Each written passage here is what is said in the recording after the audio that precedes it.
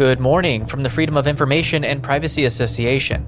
I'm Patrick Farnsworth, and this is your Access and Privacy Online News Summary for Saturday, December 7th. Coming up, there's a major privacy breach in Saskatchewan, with stories from the local journalism initiative across Canada. We'll take a look at stories from the United States and internationally that include big impacts on access to information and privacy.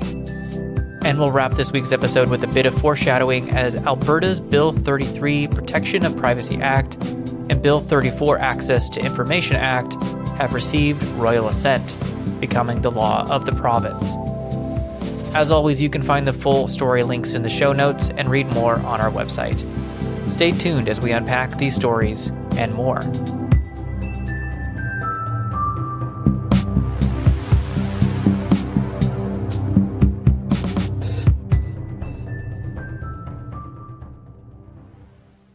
All right, well, let's dive in, starting in Canada with local stories across the nation. The latest incident of criminals targeting Canadian health information is hitting Saskatchewan. A recent report reveals more than 7,200 residents of the province were affected by a significant health record breach at Innomar clinics. The report indicates attackers gained access to servers in January at one of the organization's affiliate companies, and the company took immediate actions against the breach and told patients in May. It adds there is no evidence of ongoing unauthorized activity, and the company has taken steps to prevent a future breach. This breach highlights ongoing vulnerabilities in healthcare data management and the urgent need for improved cybersecurity measures across provincial systems. From Mike Sue, LGI reporter at the Milton Reporter, Oakville has launched a community watch program aimed at boosting public safety. Supported by the Halton Police Service, the Community Watch program focuses on promoting open communication, awareness, and collaboration. As part of the new program, Crime Stoppers volunteers will work closely with Ward 3 residents to provide training on recognizing and reporting suspicious behavior. Of significance, the story details the steps that Crime Stoppers goes to in managing and protecting personal and sensitive information in a modern environment. By engaging residents in crime prevention and fostering collaboration with law enforcement, this initiative seeks to build a stronger, safer community. From Sebastian Johnston-Lindsay, LGI reporter at the Peterborough Examiner, a letter obtained through a Freedom of Information request shows key messaging for downtown business improvement area members should they be asked about a recent motion. The council has asked the police force, as well as the paramedic service and health unit, for a reduced budget for the 2025 year.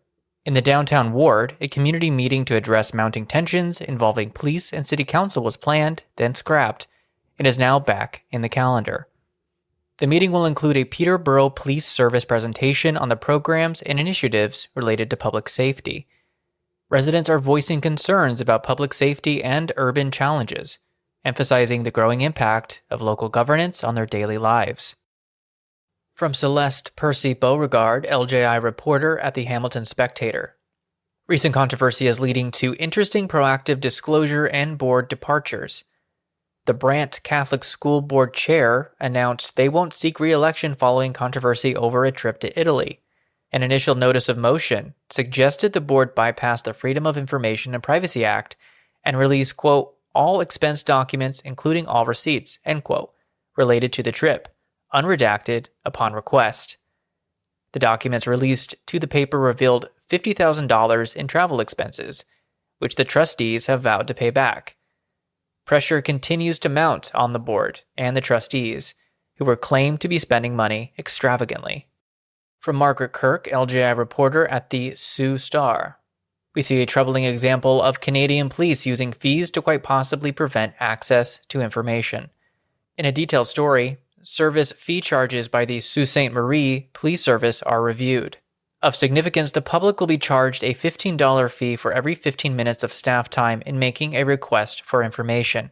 Examples of additional fees include court subpoenas, which were previously $50 plus 20 cents per page, which will move up to $63 a page.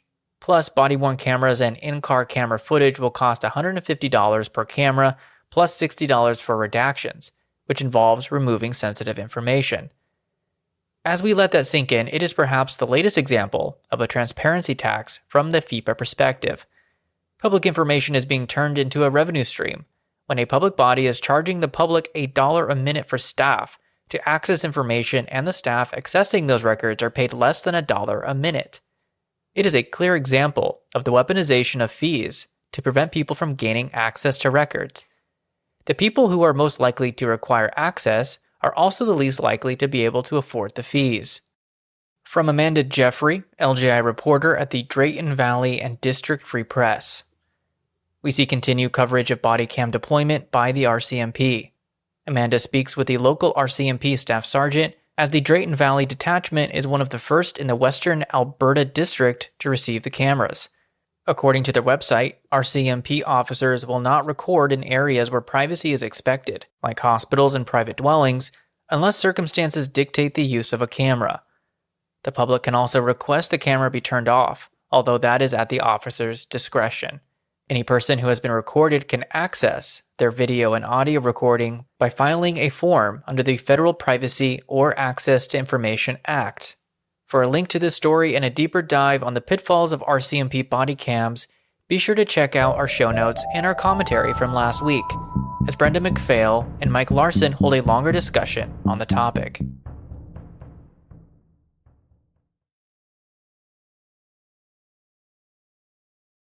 And now moving to the United States. The Federal Trade Commission has opened an antitrust investigation into Microsoft, a case that will either move forward or be abandoned by the incoming Trump administration. The inquiry focuses on potential monopolistic practices and the broader implications for competition in the tech industry. It's the latest action of more than 3 years of aggressive antitrust enforcement by the FTC. In two related stories from the Associated Press, the FBI has issued a stark warning to telecom firms about ongoing Chinese hacking campaigns targeting critical infrastructure. Officials said they think the hackers were hoping to burrow deeply into the nation's telecommunications systems to gain wide access to Americans' information. The guidance issued by the FBI and the Cybersecurity and Infrastructure Security Agency is intended to help root out hackers and prevent similar situations in the future. This follows a series of sophisticated cyber attacks. China has rejected accusations from U.S. officials that it engages in cyber espionage directed against Americans.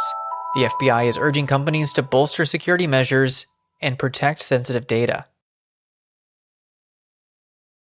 Looking at news coverage around the globe, Australia is beginning a groundbreaking ban on social media for users under the age of 16. The law was passed last week and is an effort to protect kids from the dangers of the online world. While the ban may not go into effect for another year, corporations will have to find a way to get youth off their platforms or face hefty fines.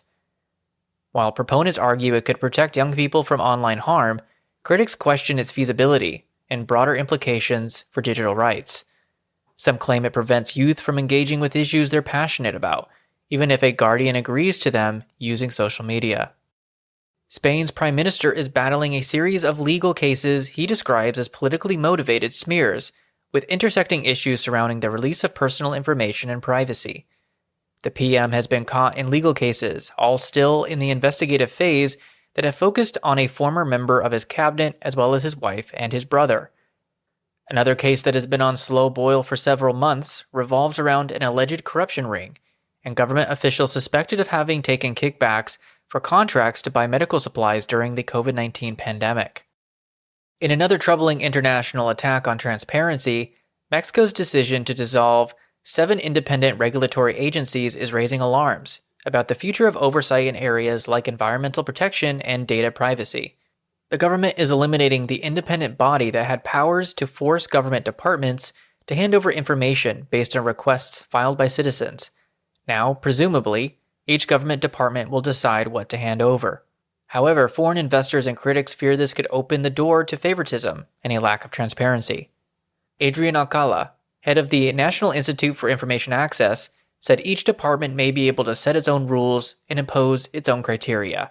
The government is also eliminating 2 independent agencies that measure 2 of the country's key problems: poverty and the underperforming public school system. Mexican President Claudia Sheinbaum justifies the changes, saying independent agencies, who controlled their staff and decided what to investigate as well as how to spend the budget, were plagued by corruption and overspending.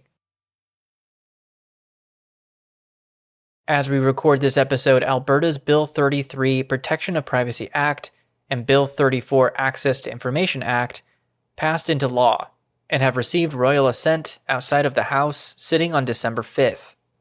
This creates significant new laws with big impact to the public and public bodies in Alberta as well as those dealing in the province.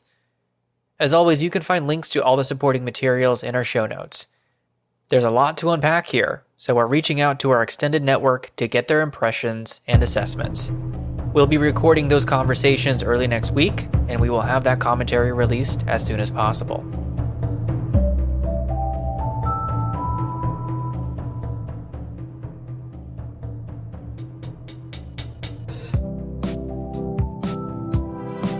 That brings us to the end of this episode of Access and Privacy Online. As a reminder, FIFA will be holding its annual general meeting on December 17th. Be sure to check out the link to the AGM notice in the show notes. We hope you found today's stories insightful and helpful in staying informed about the latest issues surrounding privacy, information management, and public transparency. To help us keep the mics on, be sure to subscribe through FIFA News Monitoring or consider a donation. As always, a big FIFA thank you to all the contributors, reporters, and outlets that make this podcast possible. Our writer is Sean Fisk. Original music in today's show is composed by the mysterious Breakmaster Cylinder. And I'm Patrick Farnsworth, your host and producer. Thank you for joining.